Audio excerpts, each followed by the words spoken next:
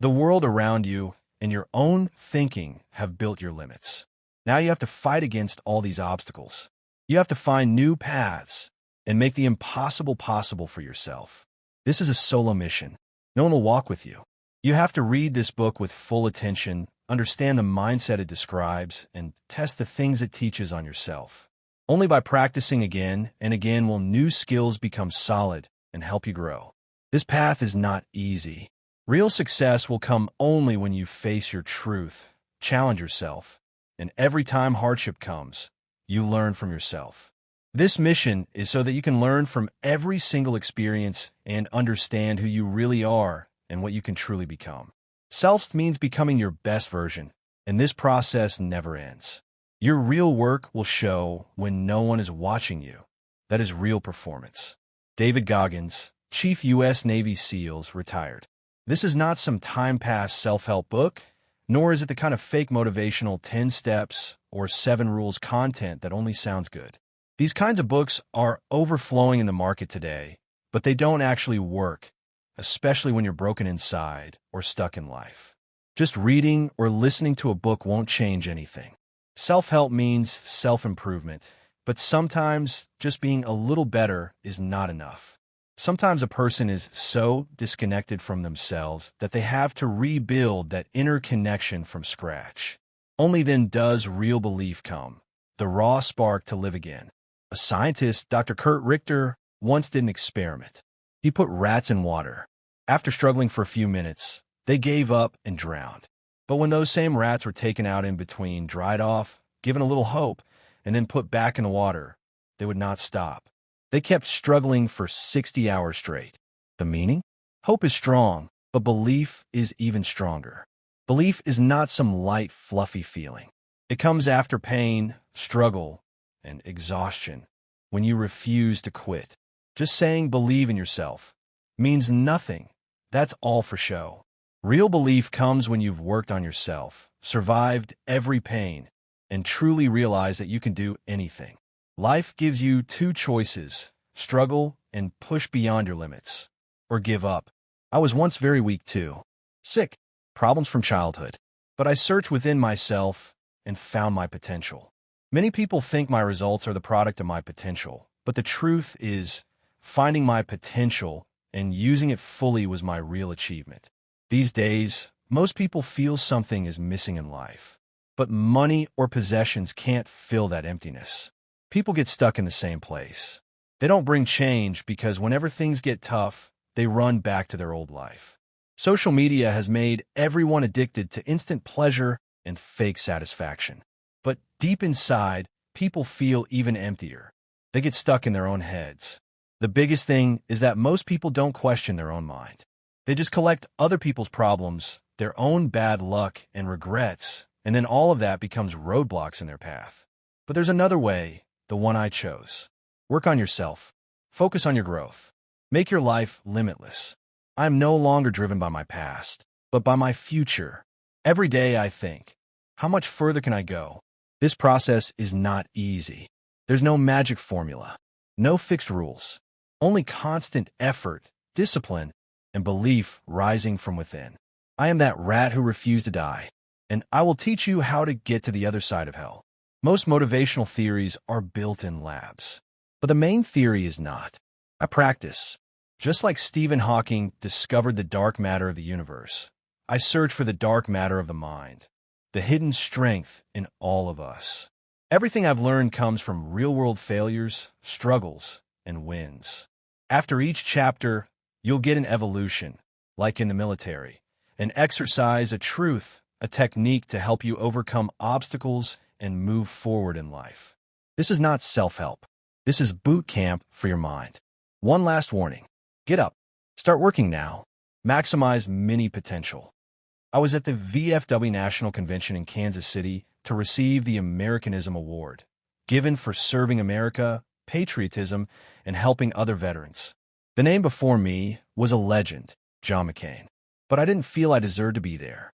In my mind, I kept thinking of all the reasons I shouldn't be there, because my life's circumstances didn't make me worthy of this moment.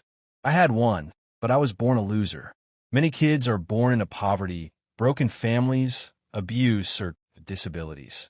My life also started as a nightmare. Beatings at home, racism, failing at school, cheating, learning nothing. By the time I was dropped during pararescue training while looking at water, I had become a 300-pound, nighttime cockroach killer, depressed, and with no self-respect. I wondered when my life's turning point came. Even when I was called to the stage, I was confused. But when I spoke into the mic, I realized my real change happened the last time I saw my father. At 24, I felt completely broken inside.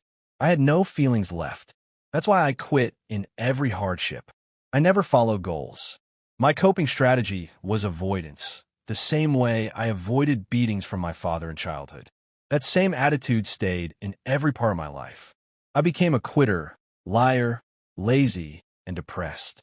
When everything became unbearable, I decided to meet my father, to face my whole life. Because when you live in hell, you can't get out without facing the devil. I had thought all my failures were because of my father. But when I met him, I saw he had become a weak, lazy old man. His abuse had come from his own childhood trauma. His father had beaten him too. He had never taken control or responsibility for his life, always blamed others and transferred his pain to us. I realized I had done the same, blamed others for my failures, never taken responsibility. That day, I understood. If I didn't take ownership of my demons, I would end up like my father, a loser. Now is the time to take responsibility for your life. Be the owner of your choices, failures, and future. Reality hits hard when you remove all excuses, but there's great freedom when you accept the truth. My real journey began when I stopped hoping and wishing and started living every day with urgency. Everyone gets their own kind of pain in life. No one arrives in perfect conditions. Some seeds grow directly in sunlight. Some need to be transplanted, and some find light even in darkness. That's true resilience. I was in darkness too, but one day, I chose to leave the safe zone and choose a life of pain and struggle, even without any guarantee of success. That's when the force inside me woke up, the one that got me through 2 hell weeks, made me a SEAL, graduate Army Ranger School, win ultra races, and break the pull-up world record. When I saw myself as a prisoner, I was a loser. But when I freed myself and took ownership, that's when the real transformation happened. At the end, when I accepted the VFW award, the biggest thanks went to my mother, who never picked me up when I fell. She wanted me to stand up myself. When you take responsibility for your life, only then do you find real freedom and strength. Even today, I still sharpen my sword myself, because a true warrior is one who keeps pushing themselves. Evolution number 1. While working in emergency medical services, EMS, I learned that after an accident, there's only about 60 minutes to save a patient's life. This is called the golden hour. By the time the ambulance arrives, we're already late. That's why it's crucial to quickly and accurately assess the patient's condition. We first check the ABCs, airway, breathing, circulation. But sometimes there's an injury so visually disturbing, like a completely twisted leg, the human instinct gets stuck on that injury. But the real danger is hidden in blocked airways, fluid in the lungs, or internal bleeding. These distracting injuries pull your focus away and make you pay attention to the wrong thing, which can cost the patient's life. My own life had the same kind of distracting injuries: childhood abuse, neglect, racism. They dominated my mind so much that I couldn't see what I actually had control over. No single thing could kill me, but I stayed stuck in my pain. What my father did to me, what people said about me, that I was alone. I stayed trapped in my own story and achieved nothing. Moving to Buffalo was also a distraction, a way to run from the truth. I didn't want to do the actual work. It was only when I put in extreme effort, eating just 2 small meals a day and working out 6 hours, that I lost weight and changed my mindset. That's when I understood I wasn't alone. There are millions of people stuck in their past. Everyone has their own pain: childhood abuse, losing parents, feeling ugly or stupid, bullying, having no friends. And it's not just childhood. In adulthood, there's bankruptcy, divorce, injury, betrayal, assault, the loss of a loved one. Pain is given to everyone, but we stay trapped in it, repeating our story over and over, drowning in self-pity. This is why we become weak and lazy. And the longer we delay processing our pain, the harder it is to start a new life. Sometimes we get stuck in hatred and anger, thinking we won't move forward until we get an apology or justice. Some people feel entitled, believing their pain must be compensated. But in the real world, it doesn't work like that. The clock is always ticking. The golden hour runs out. That's why moving forward is essential. People who stay stuck in their sad story without making progress are like skydivers who get obsessed with opening the primary parachute. They have a backup, but are too afraid to try it. By the time they do, it's too late. They're scared the backup might also fail, because if it does, they'll truly be helpless. That's the mind's trap. We shouldn't be afraid to cut our dead weight, our useless excuses. I was that skydiver for a long time. Violent father, broken mother, bullying, all of it. Yet physically I was fine. I could breathe, but I kept telling myself my sad story instead of moving forward. Then I understood, it's time to write a new chapter. Sometimes bad things happen without anyone's fault. Sometimes someone wrongs us, and we think we can't move on until they apologize. But the truth is, that apology will never come, and we have to get out of our trauma ourselves. My father never said sorry. No one ever apologized for the pain I went through. I had to accept that it wasn't my fault, but my life was my responsibility. I was my biggest problem. I had given my power to others. Now I had to take it back. I had to shrink my demon, humanize him, understand that he too was broken by his past, but I had to break that cycle. Otherwise, the curse continues. Just like an EMS, urgency exists in life too. Everything has an expiry date. The windows to your dreams and opportunities can close. That's why you shouldn't waste time. When life floods you with problems, most people hide and say, "I'm only human." But if I had thought that way, I would never have escaped the darkness of my 24th year. Saying, "I'm only human," is like waving the white towel, giving up. It shuts your brain off from thinking of new solutions. I didn't know whether I'd ever be successful, but one thing was clear. I couldn't give up, and neither should you. We don't have the option to surrender. You've been stuck in your pain and distractions for too long. Now, put your energy into things that will move you forward. Chapter 2, Merry Christmas.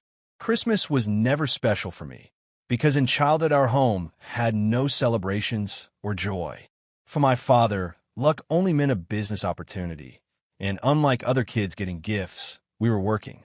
When my mom took us from Buffalo and didn't return to Indiana, she was so broken that holidays meant nothing to her. Her only focus was survival. So Christmas for me was just another normal day. In 2018, after Christmas, I had breakfast with my family, my brother, mother, and niece. My brother Tronies Jr. remembers our childhood trauma differently. He always tried to keep peace, ignored our father's bad side, forgave everyone, and thought of Buffalo as a happy place. I saw things as they were. That's why I became a fighter. Our thinking stayed different, and we never became close. Every year he goes to Buffalo, visits the grave, and rewrites the past in his own way. My mother also never faces the past. She avoids discussions. When I returned to Buffalo, it all felt strange, like memories had been erased. Trauma works that way. If you don't process it, not just bad memories, but entire parts of life vanish from your mind. My mom achieved a lot, but never recognized her strength. The fear of the past still lives inside her. Most people never face their pain, they deny it. But until you accept your full truth, you'll never know your potential. Real power comes when you accept the complete truth. Only then do you discover your real potential. For me, self-publishing can't hurt me was a big deal. Many publishers rejected me, saying my story had no value and couldn't be a bestseller. I didn't believe them. I trusted myself, took the risk, spent my savings, and published it myself. When it made the New York Times bestseller list, the joy wasn't just about sales. It was because I had done the impossible and proved the industry wrong. What they saw as my weakness, that I didn't fit their format, turned out to be my biggest strength. But on the very day of the book's success, I developed atrial fibrillation, an irregular heartbeat. I'd already had surgery before, so the stress increased. I had to go to the emergency room, where doctors shocked my heart. I felt that pain, and I lived. But I got scared. Life can give you anything at any moment. One moment you're happy, the next you're in the hospital. Life has no guarantees. Whether you're successful or not, it spares no one. Whenever you feel comfortable, the biggest problem can arrive. That's my Merry Christmas. Life surprises that you think will never happen to you. They come exactly when you're not ready. A real savage is one who fights every challenge and never gives up, no matter how big the problem. If doctors had told me to stop running and hard training, I would have quit everything. Because my life isn't about just speaking and preserving memories. I only say what I've lived. The book gave me peace. It helped me process my pain. Sharing my story with the public made the weight inside me lighter. But the reality is, life is never smooth. You must always be ready, because your biggest challenge can arrive on a perfectly normal day without warning. Evolution number 2. As a kid, when I got a gift, I tore the wrapping paper in excitement. But my grandfather told me to save it, we'll reuse it. He taught me, never waste anything in life, whether big or small. Even today, I don't waste anything, not even toothpaste. This isn't just about things, it's about emotions too. Fear, anger, sadness, these are all forms of energy. If you learn to use them correctly, they can make you stronger. Understanding your emotions and turning them into fuel, that's how you become tough. In 2009, I was training for Race Across America, a 4,800 kilometers cycling race. 4,800 kilometers terrified me, riding that long without sleep. To control my fear, I recorded my rides, speaking out my fears and pain into a tape recorder. At night, I'd listen to them. Hearing them over and over made the fear feel normal and gave me confidence. I couldn't participate in the race because of emergency heart surgery, but this recording technique changed my life. Later, when I did public speaking in front of big audiences, I used the same method, speaking my truth into the tape, listening to it, and turning fear into energy. People write their pain in journals, type it out, but go further. Speak your trauma out loud and record it. Then listen to it on repeat. When you can listen to your darkest story without feeling pain, that's when its power becomes yours. Speak your abuse, bullying, failures into the mic. Then keep listening. Slowly, the poison leaves you, and you grow stronger. One day, you'll be able to go on stage and tell everyone what happened, and say it didn't break you, it built you. This technique isn't just for trauma. It works for lazy self-talk, too. If you feel like skipping a run or workout, speak your lazy excuse into the mic. Then listen to it. You'll feel embarrassed and get up to work. Self-talk is powerful. In the morning, whatever thoughts you have, whatever is stopping you, speak it into the mic. Then listen, and you'll realize how much nonsense you tell yourself. Then record yourself motivating yourself, like you're speaking to a friend. Make it a habit. Repeat daily. Slowly, your thinking will change. I don't even let hate comments on social media go to waste. People say don't read hate, but I record them, listen to them, and use them as motivation. When people insult me, I print their words, record them, and listen on a loop. For me, hate is also fuel. It makes me work harder. People only take positive things. I take every negative thing and turn it into energy. Pain, hate, failure, doubt, collect them all in one place. Use them to become stronger. Every single day, no pain or negative feeling should go to waste. Everything can move you forward. Make your own mixtape. Record your pain and hate. Listen and become powerful. That's the winner's way. Chapter 3, The Mental Lab. When my book Can't Hurt Me became famous, I was suddenly in the spotlight. But the real me was always comfortable in the shadows, quietly working alone, early mornings or late nights.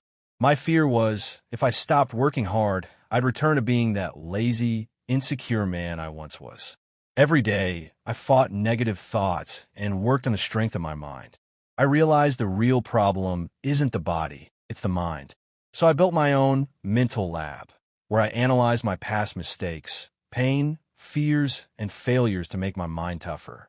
When I was preparing to become a Navy SEAL, I had to lose over 100 pounds in almost 3 months. I knew my body couldn't be perfect, but I could make my mind like steel. Every workout, every run, every pull-up had one purpose: to test my mind, see how much pressure it could take. In my mind, I created a new person, Goggins, the savage who never quits no matter what. The mental life means each person sitting alone with their truth, facing their real fears, pain, and failures. I built an alter ego who could make the impossible possible. David was weak and scared. Goggins was the savage who faced every challenge.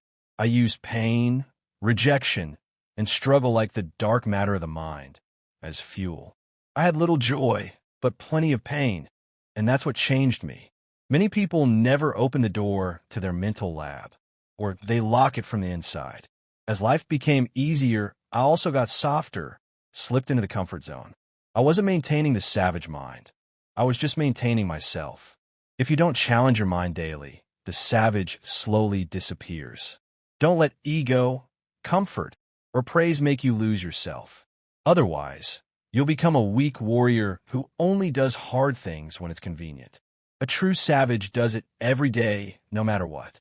Then Bob Babbitt invited me to the Leadville 100, a 160 kilometers mountain race. I was scared. It was a tough challenge. Busy schedule, all excuses. But the real reason was I felt weak. When I looked at my reflection, I didn't see the savage anymore. Being a savage is a lifestyle.